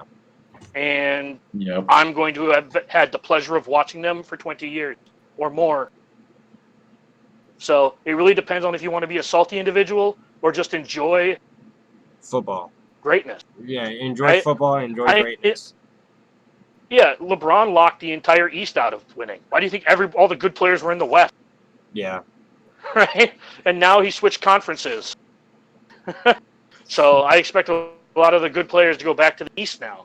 Again, that's what the greats do, is they just make you leave.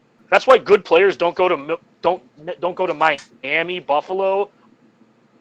It's because they don't want to play against Brady twice a year. Yeah, exactly. Don't that, and half the time those three teams are just trying to all they're trying to do is beat New England instead of just trying to be the best of them as they can be.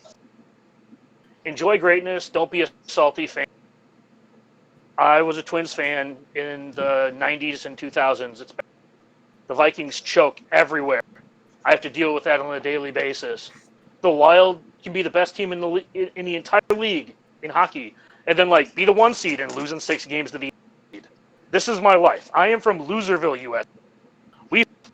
We're not quite Cleveland Browns territory, right? We don't invent ways to lose. Like kicking a field goal. They lined up to kick a field goal to win a game, tie game. They lined up to kick a field goal, had it blocked and returned for a touchdown with zeros on the clock.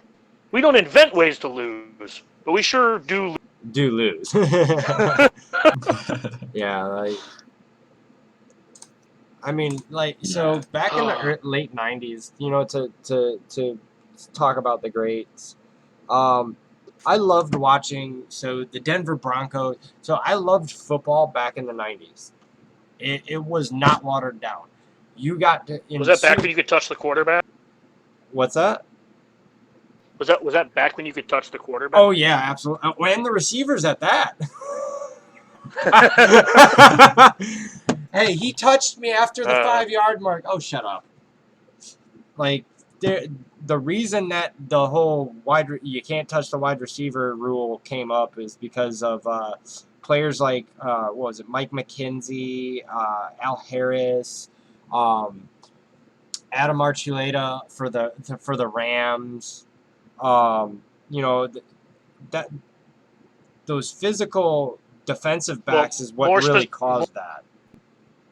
Well, more specifically, it was the invention of. So, when we're talking about the way offenses kind of lit up in the NFL, we have to go back to like the late '90s when like fantasy football kind of took. And then we have to sit and talk about like Randy Moss, and like he was the first like 6'4", 210-pound receiver to run like a 4.3 or whatever. He was tall, big, and fast, right? Normally receivers were, small and fast or big and slow. He was like the first total package in the NFL. And he was fighting against 5'9" corners. Yeah, right? there wasn't so, like, we saw an Yeah, so we saw a very quick evolution of defensive backs because we started seeing the TOs, the physical receivers starting to take over.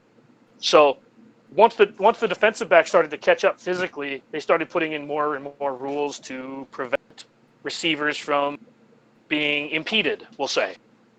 And we started putting in more rules for being able to hit the quarterback. Like we have this new rule now, it's a couple years ago, because someone, DPK's team's quarterback, got sand in his vagina after being rammed into the ground by Anthony Barr. So now you can't tackle a quarterback with your full weight. Yeah, you heard me. What? You cannot tackle a quarterback using your full weight. That is now a penalty because of Aaron Rodgers' broken collarbone. Yep. When You're did welcome, that go NFL. into like? When did that go 2 into years play? I ago? must have missed that. I don't know when. Did it really? You tell me the year that Aaron Rodgers was out for the season, and it was the year after that. Well, that was 2 years ago, if I remember correctly. Yeah, that was 2 years ago. Anyways, my point being is like there's these, and now we can review pass interference because the Saints fans are salty. Wait, what? By the way, there's a scoreboard check for all you Saints fans. With 27-9, yeah, the ball don't lie. Ooh. Ball don't lie. You lost twice. Man, like that's the other thing too. The social media age has affected sports. Like to double back to basketball, the child that is Kevin Durant on Twitter. Oh my God. I don't know if you've heard this, Ian, but like this guy has like dummy accounts to argue against random people for himself. What? I don't really follow anybody that plays sports on any social media because I don't even have social media. So. Oh, that's fair. I listen to like First Things First and like Colin Cowherd. I listen to a couple sports podcasts. Yeah. It's nuts how thin a lot of these guys' skin is. Like I'm sure you've been following the Anthony Brown saga, where he basically told his coach to go bleep himself, or no, he told somebody in the Raiders organization to just go bleep themselves, and then they cut him. And like that had to be the longest con ever to get to New England. And then New England signed him, and then right after New England signed him, a sexual assault charge goes against him, and I'm just like, dude. Oh, I'd like to give a round of applause. I forget who beat the Steelers. But thank you for putting Ben out for the season. Oh, he Beautiful. looked You beautiful, beautiful beast. he looked like a little kid pouting after someone took his toilet. Sitting on the sidelines. I was So, for those of you who dying. For those of you who don't know, I'm a huge Ravens fan, and I love the Baltimore Ravens. When I was a kid, I couldn't be a Packer fan. I couldn't be a Viking fan because of my family. So I picked the worst team in the league to be a fan of. It turns out we now have more Super Bowl rings.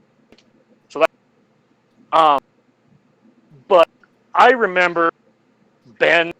Oh no, I broke my elbow. Sorry, I'm just kidding. It was like a sprain, and I'm gonna play this week. Right? His entire career has been like these devastating injuries that take him 2 weeks to come back from. It's like, oh, so you weren't hurt, right? That's been his shtick. I'm a tough guy. Look at me play. And then he like ate the bumper of an 18-wheeler, and I kind of smiled. Right? For those of you who don't know, he also got a facial reconstruction surgery after running into an 18-wheeler on his motorcycle. That's hilarious. But right? No, but I don't hate Big Ben. I just think it's funny that like he's out for the season after being like this tough guy who like broke his collarbone and then played 2 weeks later. I guess your collarbone wasn't broken, right? Like that's not a 2-week recovery period, buddy. But yeah, it's the irony of like the tough guy getting hurt for the season, and then for those of you who follow football, you'll probably remember Mike Tomlin walking onto the field on a kick return that was going to be a touchdown, and he walked onto the field during a play that forced the kick returner back into the field to play to get tackled, cost the Ravens a touchdown, which would have won them the game, and the Steelers went to the Super Bowl, which then they then lost to the Packers. You're welcome, DPK. And there's a sour taste in my mouth, and I hate Mike Tomlin, and I'll probably hate him till the day I die for costing us a 3rd Super Bowl ring. So there you go. There's my Baltimore Ravens history lesson for you guys.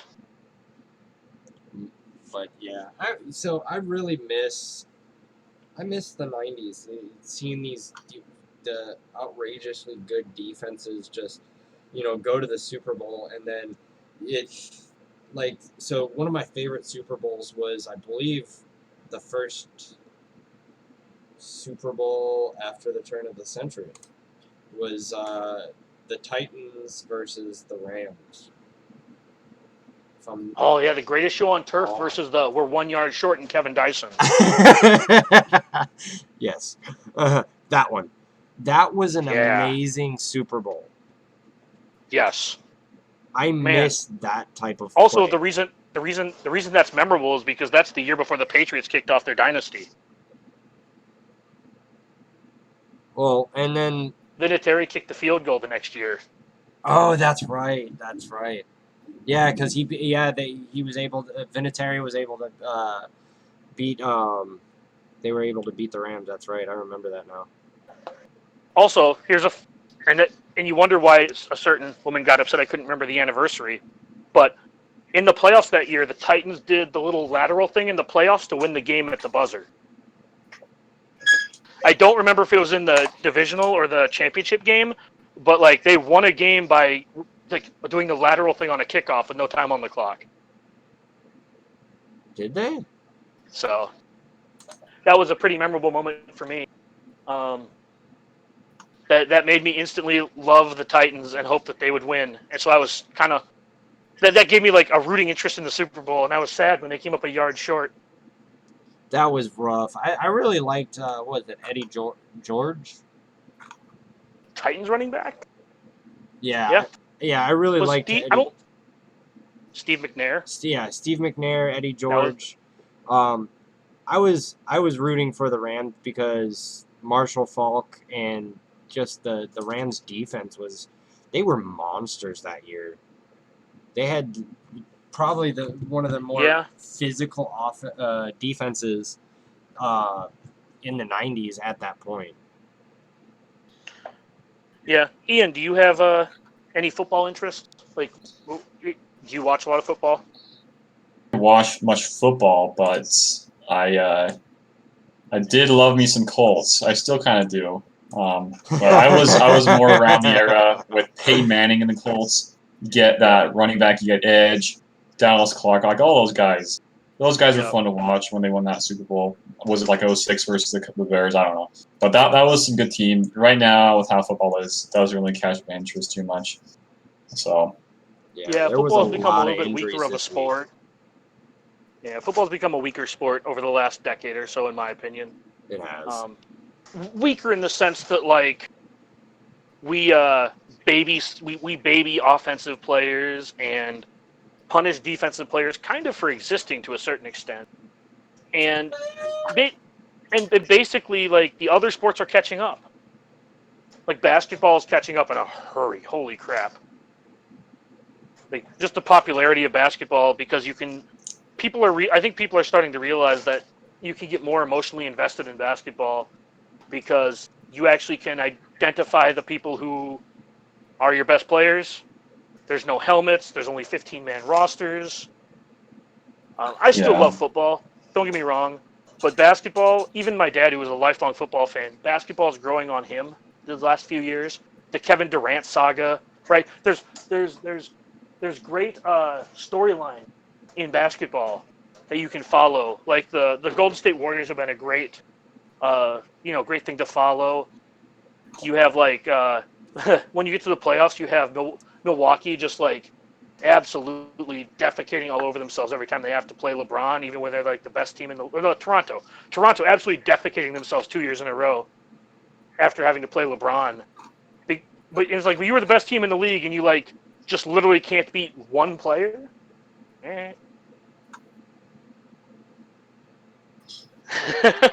So I think that all kind of lends itself, at least to me, to being a far more motivational reason to watch basketball because it's become kind of what football used to be with its own narratives.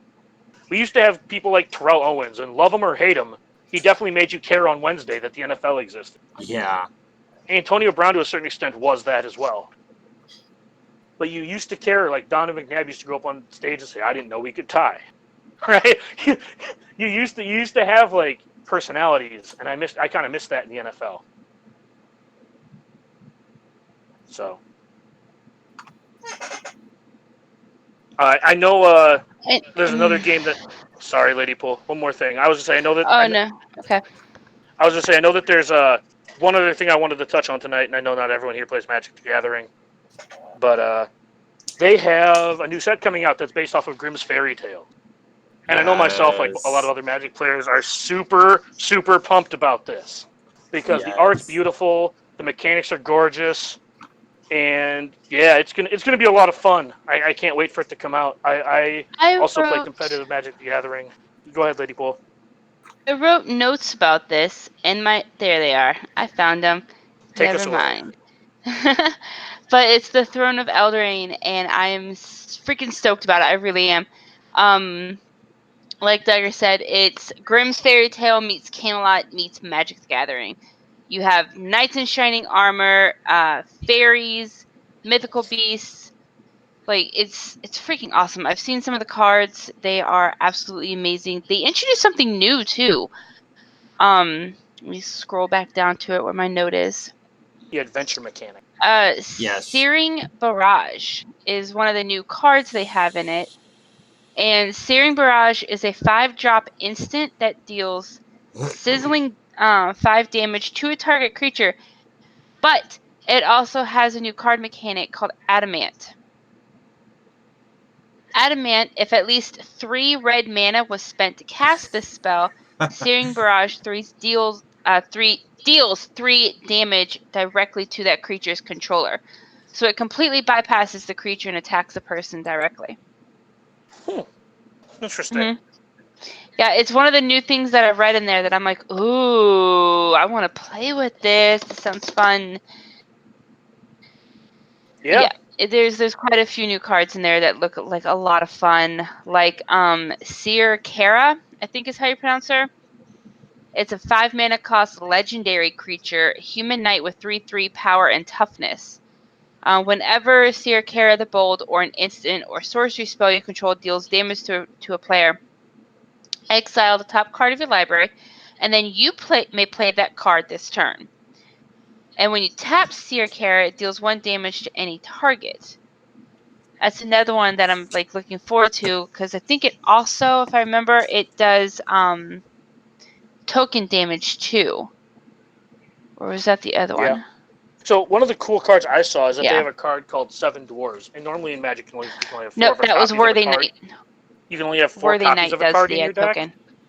Mm-hmm. And with the 7 dwarves, you can have 7 of that card in your deck. And that's fantastic. And I can't Oh, that is fantastic. I can't That wait. is. There's also a lot more other flavor coming from here. Yeah.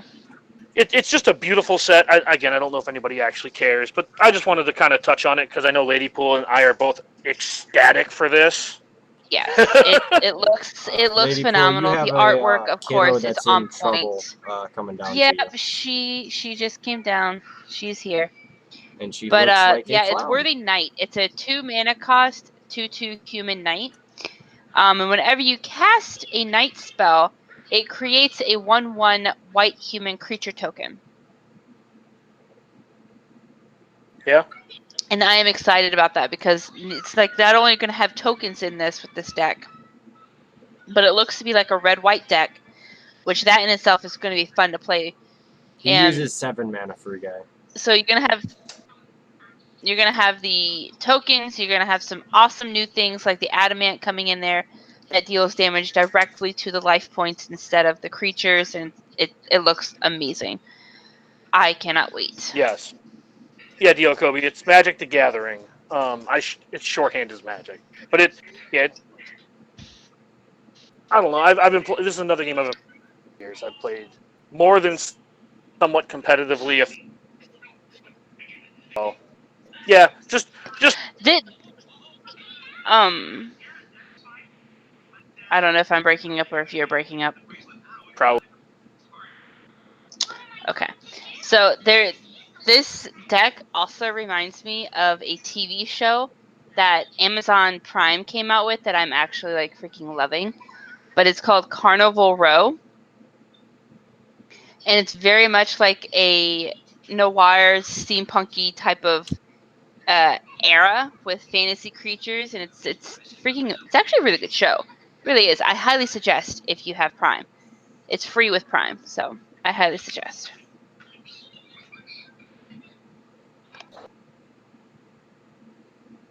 Well, I think we can actually wrap this up a little early this week. I would like to. Anybody else have any? No. I just can't. I'm not sure what Magic is, so I can't really chat too much. Oh no. That's fine. We like to spend the last half hour to 45 minutes kind of just chatting about interests that we all have. Eventually.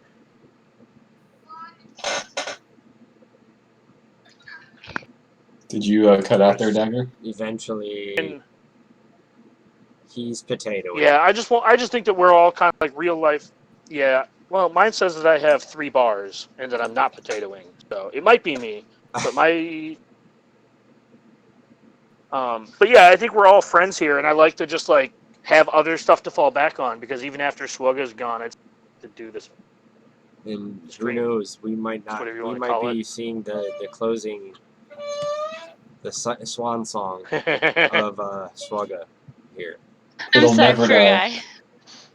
Fruit Guy, Well- CLS used 3 or 4 mana. Really?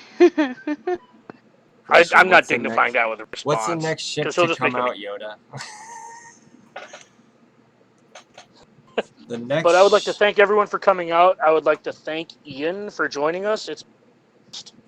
Thanks for having me. Yes, thank Yes, you, buddy. indeed. Yeah, hopefully Thank next you. week DPK doesn't. Yeah. Yeah, hopefully I can get him to do some prep work before he just starts the stream next week. So we'll see.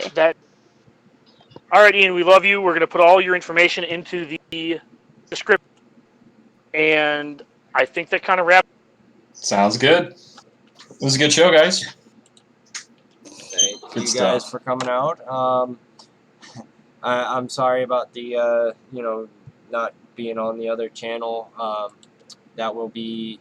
I'll probably do Wednesday stream for GAC actually on the other channel just to make sure everything's set up for it. So When do you plan on doing your streams? because I could wait for you to do yours because I'm in really no rush to do mine. I usually try to do mine. I usually get home about 7:30, 8, so I try to get home